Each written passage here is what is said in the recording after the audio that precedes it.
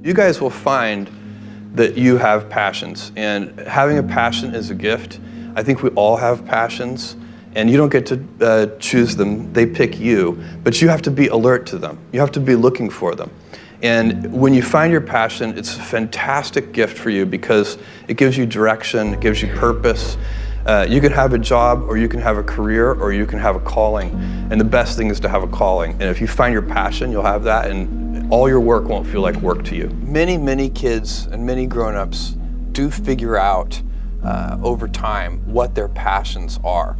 And sometimes we let I don't think it's that hard. I think what happens though sometimes is that we let our intellectual selves overrule those passions. And so that's what needs to be guarded against. My job, one of my jobs as the leader of Amazon, is to encourage people to be bold. And people love to focus on things that aren't yet working. And that's good, it's human nature. That kind of divine discontent can be very helpful.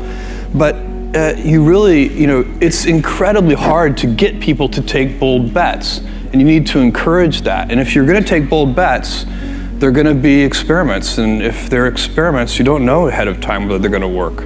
Experiments are by their very nature prone to failure. But big successes, a few big successes compensate for dozens and dozens of things that didn't work. So, bold bets, AWS, Kindle, Amazon Prime, our third-party seller business, all of those things are examples of bold bets that did work, and they pay for a lot of experiments. I've made billions of dollars of failures at Amazon.com, literally billions of dollars of failures. And you might remember Pets.com or Cosmo, or give myself a root canal with no anesthesia very easily. None of those things are fun, but they don't matter. What really matters is companies that don't continue to experiment, companies that don't embrace failure, they eventually get in a desperate position where the only thing they can do is make a kind of Hail Mary bet at the very end of their corporate existence. Whereas companies that are,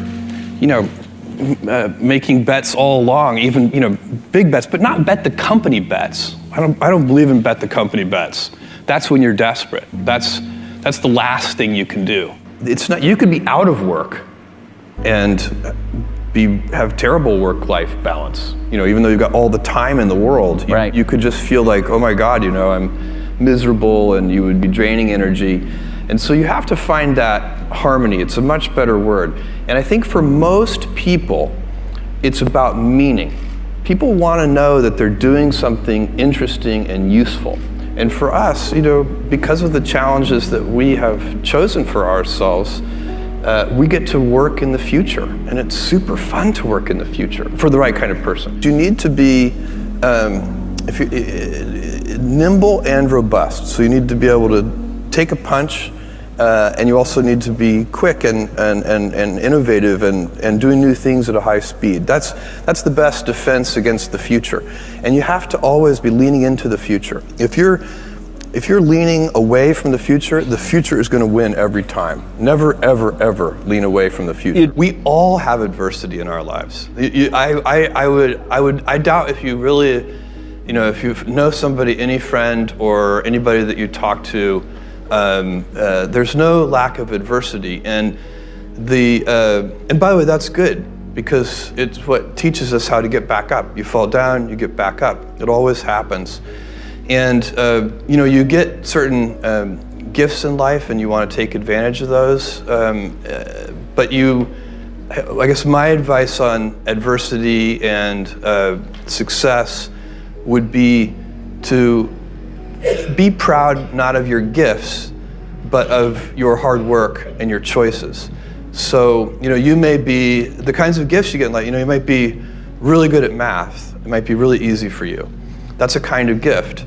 But practicing that math and taking it to the next step, that could be very challenging and hard, and take a lot of sweat. That's a choice. You can't really be proud of your gifts because they were given to you. You can be grateful for them and thankful for them.